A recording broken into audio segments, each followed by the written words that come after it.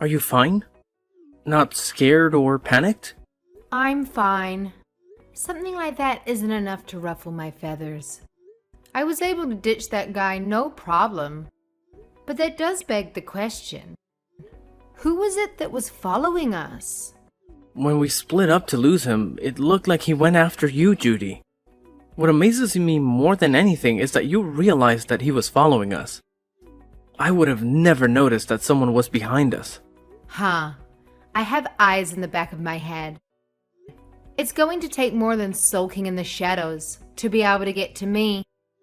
Yeah, I suppose so. Your self-confidence is one of the things that I love about you.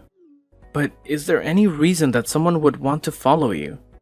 Did you piss off any patients or their family members?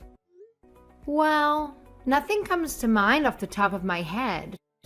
I'm highly respected by my colleagues, and I'm well loved by all patients I work with. Again, that's not really something that you say about yourself, but that seems to be true whenever I go pick you up. True. We were being followed, but I didn't feel any animosity from his gaze, and there was no aggression in his stance. You truly are something else, aren't you? It was so exciting. That was the first time in my life I've ever been followed. I felt like Jason Bourne. I admit that there was a bit of a thrill in it, but I wish you would understand that it could have been dangerous. I know I may be overthinking things, but you know how much I worry about you. For the foreseeable future, I will be picking you up by car. This isn't up for debate. Come on, I'll be fine. I can defend myself. In a straight fight, I know there's no way you could lose. But if they attacked you from behind with a weapon, then it would be game over. For my own peace of mind, please wait for me to pick you up by car, okay? All right. You are too sweet on me. I can't believe this is happening right before our wedding. I hope this doesn't jinx anything or cause any other problems. That's right. Let's go to your hometown so I can introduce myself to your father. Yeah, my dad is, to put it nicely, a hard-headed, proud blue blood that puts on airs in front of everyone he meets. Nicely? Coming from you, that's quite the burn. It sounds like a great challenge. But I doubt there's a family that wouldn't want me in their family. Again, where you get your self-confidence puts me in awe. But you're right, the rest of my family is already dying to meet you. My father is always going on about upholding the family name and how we should be careful about what kind of people we interact with. It was always embarrassing to hear him go on tirades about it. I just wanted to be a normal kid and enjoy what everyone else was doing. Can you believe that he called us modern-day aristocrats? Wow, that story is cringe. I know, right? I honestly thought about not going to visit him because he can be so pretentious and hard to deal with. Somehow he sniffed out who I was dating and demanded that he see you face to face. A sixth sense or some stupid thing like that, he said. Well, in most cultures, it would be unthinkable not to introduce yourself to the family, especially when we're about to get married. So I'm cool with it. Don't worry too much. You know me. I'll make it work out, and it'll be fine. I know you can get through any situation. I just don't want the experience to leave a bad flavor in your mouth. It's still not too late to pretend we never got his summons and leave him to stew on his high horse. No, we gotta do what we gotta do. I want to do things right. It doesn't matter who the other person is, but we should get to know each other's families. Because marriage is not just the pairing of two people, but two whole families. You're straight a shooter as they come. And of course, you're right again. I suppose I should just sit back and watch the sparks fly as the two most stubborn people I know meet for the first time. Soda and popcorn, recorded, uploaded, and went viral. I'll be fine. I'm an adult, and I can control myself. Let's just hurry up and meet up at home. You worry too much. Do you want that guy to pick up on my trail again? Oh, geez, no. Yeah, let's go home.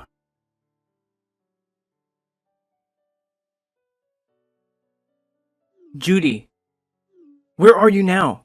Are you okay? Are you hurt? I'm fine.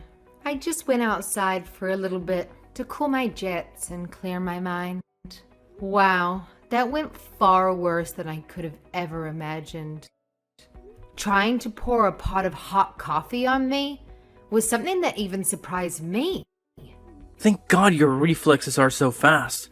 It's like watching a Jedi in action. You started moving at the same time he began his stupidity. It was like you knew it was coming. It's not that big of a deal. I didn't see him since he was in my blind spot, but I felt that something was off. That only happens right before someone tries to hurt you. I guess that only makes me seem more like a Jedi, right? Yes! That or Spider-Man. That's me. By the way, where are you? I left right after you to follow, but can't see you anywhere.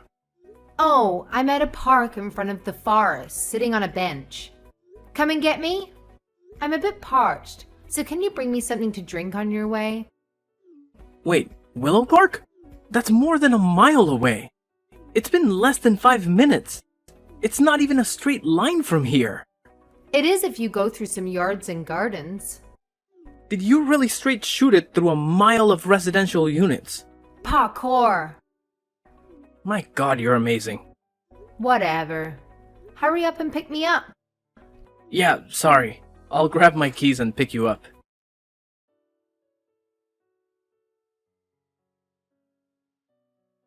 Judy, this is Albert's father, Ryan. Mind telling me how you got my WhatsApp ID? That's not important right now, but I know that I can do a lot more than that.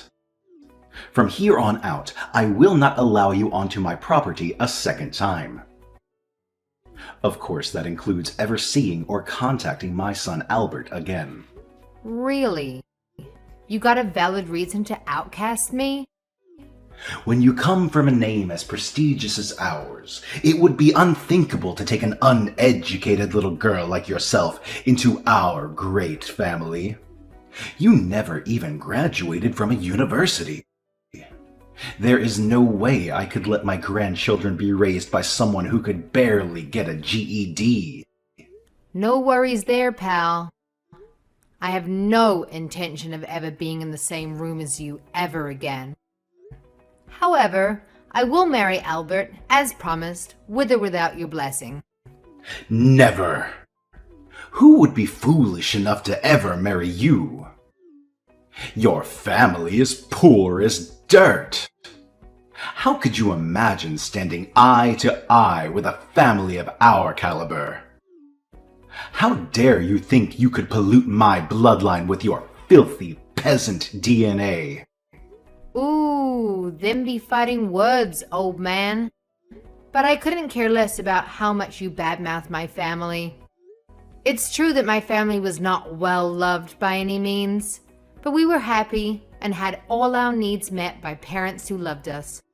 Probably because we didn't have the same idiotic family members spouting off about our special status as a noble family. To be talked to in such a way by the proletariat is insulting to the greatest degree. Boo-hoo. Why don't you go and wind up your country club friends and have them stroke your ego until you feel better? Because an inner city girl hurt your fragile feelings. Aww. On the other hand, you talk about being from such a great family. But do you walk the walk? In what way are you more successful than a commoner like me? I graduated from an Ivy League school and was immediately hired by a Fortune 500 company. With my achievements, I became the youngest vice president in the company's history. How about that? Does a peon like you have a resume like that? Oh, wow. Truly a credit to your name. With a history like that, you can add trying to pour hot coffee over your son's fiancé and failing. Man, It's amazing what life throws at you and to see how you react to it. You should be grateful it was just a cup of coffee. I can't stand that not only are you trying to marry out of your class, but you have the gall to talk to me in such a disrespectful tone. I'm not asking you to stand for anything. Albert and I are getting married, so you can just leave me alone. I simply will not allow my son to marry a girl who has never graduated university. Oh, so you're a measure of nobility. Is it proportional to a person's academic achievements? You do understand how dumb and stuck up that sounds when you say it out loud, don't you? Shut your filthy mouth. Don't think you can change your station in life by trying to marry up into our family. Every single person in my family has graduated from university just to show you how much we value education. If you push me any further, I will not be held responsible for what happens to you. Look, I really don't care what you try to do or why you think threatening me is going to scare me off. That only works on your subordinates at work. And on the subject of universities, you do know that I graduated, right? Graduating at 19 years old is what you've said. That is not university. Little girl, that is called community college. You do understand the difference, don't you? One selects for society's future leaders, and the other provides basic courses so the masses don't embarrass themselves in public.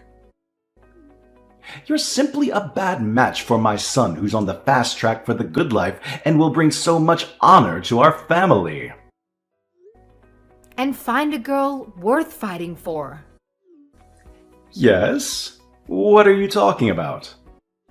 The weddings are off as far as I'm concerned, so get an education if you want to have a chance of marrying up for your spotty heritage.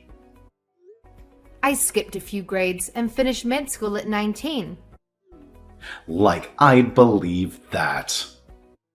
At 19, I graduated med school and then got a master's on the side, just to kill some extra time. A master's at 19? Impossible! You should learn how to lie better. It would take superior genius to even come close to achieving that. A real lie needs to have a modicum of truth in it, or at least be somewhat believable. Playing along with your fantasy world for a little bit, why didn't you tell me this sooner? That might have bought you some time.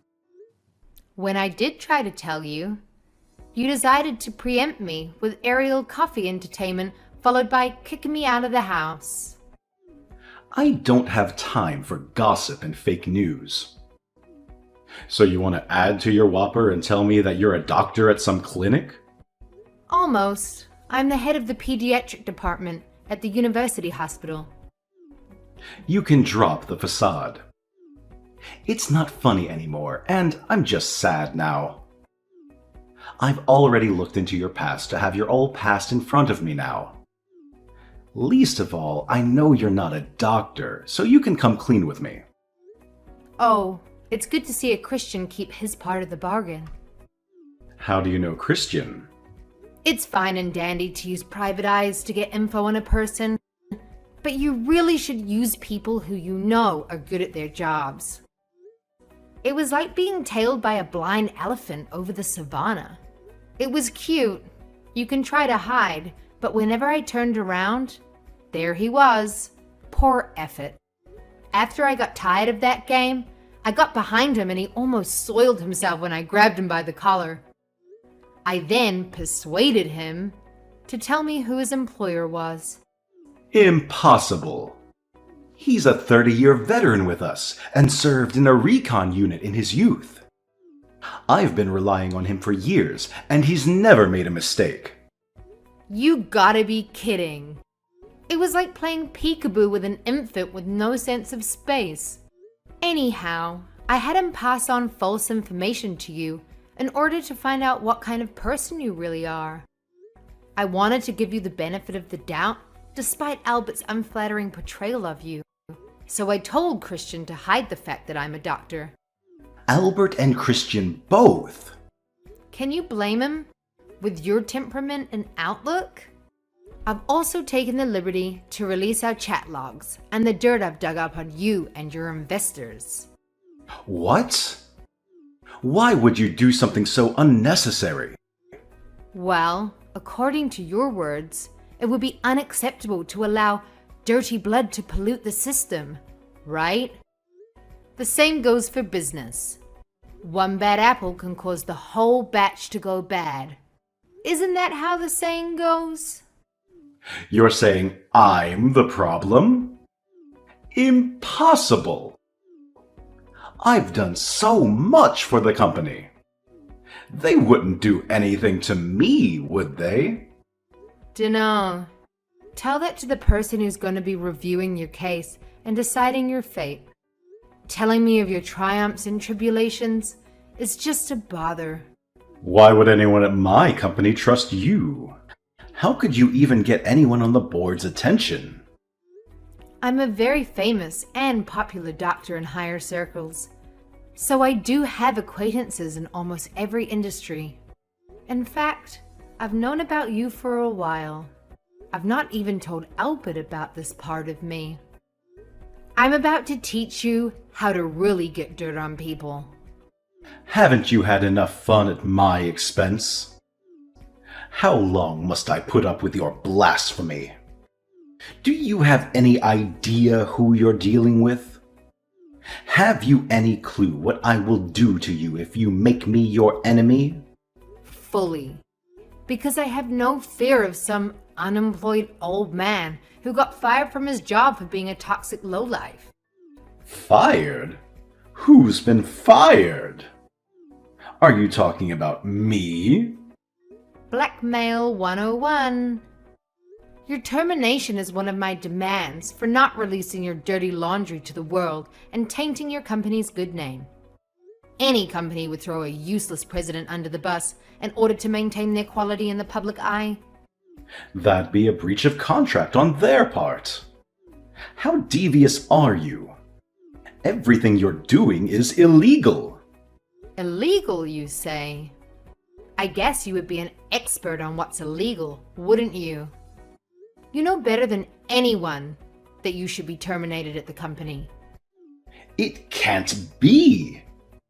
As I said before, I've thoroughly investigated you. I wanted to know what I would be marrying into, just in case it could negatively affect me in some way. Albert is an angel and doesn't have a bad bone in his body. That comes from his mother's side. Unfortunately, the same cannot be said about his paternal side. Be honest here. There is something you need to apologize to your company about, isn't there? That's unprovable, isn't it? How could you know? You're lying. You're just trying to entrap me. Really? Maybe I should talk to your wife first. I bet it would be hard to admit that to her, so I'll tell her in your stead. Stop. Fine. You win. My God, what are you? I may have temporarily transferred company funds to partake in the services of an escort enterprise. You paid for a whore using the company's money? That'll get you fired from any job. Wait, I had a good reason. I truly did. Yes, yes. You truly loved the girl and wanted to help her out of a bad situation. Yeah. You fell for the hooker with a giant heart of gold. But you, sir, are now Richard Gere. You do understand that admitting that you love another woman isn't going to be taken well by your family, right? And I know how serious about her you were by the amount of cash you dumped into her scheme. She said she would leave her boyfriend for me. She just needed money to free herself. I could afford it, but I couldn't withdraw an amount that large without drawing suspicion. So I planned to pay it back to the company little by little. See? It wasn't stolen. I just borrowed the company's money for a short time. In fact, I've already returned it in full. I know that as well. You aren't the type of person to stick your hand in the cookie jar without some way to separate yourself from any blame or wrong. While the books balance out at the end of the day, it doesn't change the fact that a bigot also tried his hand at misappropriation of funds. You know what that means, right? Why are you so intent on messing up my life? You're going past the line of threats, all the way to plain cruel. I had no intention to go so far, but once I had you on the ropes, the adrenaline began to flow, and I was taught to always go in for the kill. You witch! Where are you? Get back here right now! Found by me. What do you intend to do, little old man? I will make you regret crossing me. Get back here so I can teach you a lesson you'll never forget. Lines fitting for a bargain bin gangster before the main character puts him in his place. Hardly the words meant for a beautiful young, strong-headed woman like myself, unlike a crotchy old hidebound materialistic fogey. Whoa! I feel like the protagonist in a superhero movie. I feel a little sorry for you. But wait a tick. I'll be with you in 2 shakes. Well, we'll see if that mouth can spout the same poison after I'm done with you.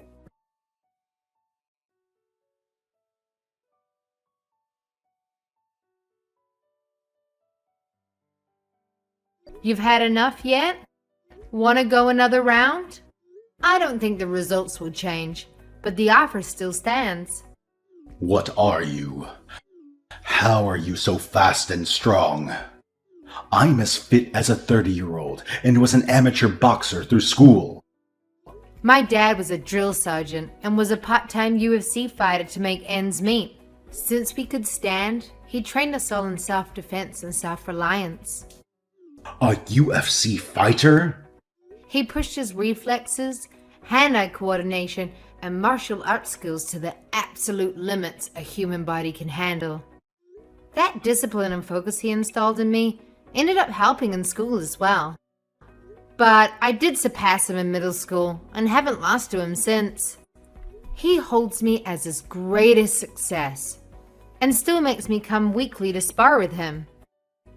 So, as you can see, I'm not only a genius in academics, but a genius with my fists and feet as well. I only became a doctor because it helps others, pays well, and is relatively easy for me. Hubris much? It's only hubris when you lose. Until then, it's cold confidence. So now you know who I am. I'm a totally different class from you. You still want to cross me? Class? I was born into the most prestigious family in the state. What do you know of class? Wow, you still have a goal to speak of class. Then get ready for spring 1917, comrade.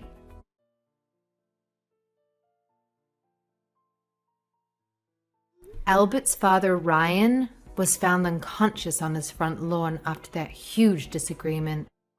I mean, talk about a dramatic scene, right? It was like something out of a soap opera. Anyway, turns out that it wasn't the only thing going on with old Ryan. There was some serious evidence of embezzlement piling up against him too. So you can guess what happened next. His company wasted no time in giving him the boot. Yup, he was quickly and quietly terminated, leaving him high and dry. Now, as if that wasn't enough, all of this was like the final straw for his long-suffering wife. Can you blame her, though? I mean, the guy was not only unconscious on the front lawn, but he was also cheating on her. That's a recipe for disaster right there. So she did what any self-respecting woman would do in that situation. She filed for an immediate divorce. And boy, did she not hold back. She went for the big guns and claimed a huge alimony payment. Good for her, I say. Gotta secure that bag. But wait, it gets even juicier. The rest of Ryan's family, you know, his brothers, sisters, cousins and whatnot, they were absolutely disgusted by Ryan's actions. I mean, who wouldn't be? So they decided to cut him off completely. Can you imagine? They removed him from the family tree like he never existed. Ouch. That's gotta hurt. Meanwhile, here I am, welcomed into the family with open arms. I'm like the golden child, the prodigy daughter-in-law. They love me, and I love them right back. Now let's talk about Ryan's current situation. It's a really sad story, I tell you. He's stuck living in this tiny one-bedroom apartment, working as a night manager just to make ends meet. I mean, talk about a fall from grace. He used to be all high and mighty, preaching about the importance of bloodlines and stuff. And now look at him, scrubbing floors and cleaning up other people's messes. Life has a funny way of teaching lessons, doesn't it? But hey, enough about Ryan. Let's focus on the bright side of things. After all that drama and chaos, Albert and I found each other. We got married and guess what? We welcomed our first child into the world just a year later. It's like a fairy tale ending, you know? Both our families have come around and embraced us with open arms. They've put all that dirty business caused by that bigoted old man behind them. It's all about love and support now. And let me tell you, Albert, he is such a sweetheart. He always praises me, saying that with me, our family has nothing to worry about. And you know what? It makes me feel so good. Because he's absolutely right. We've built a strong foundation of love and trust, and nothing can shake us. So yeah, life has its ups and downs, but as long as we have each other, we're unstoppable.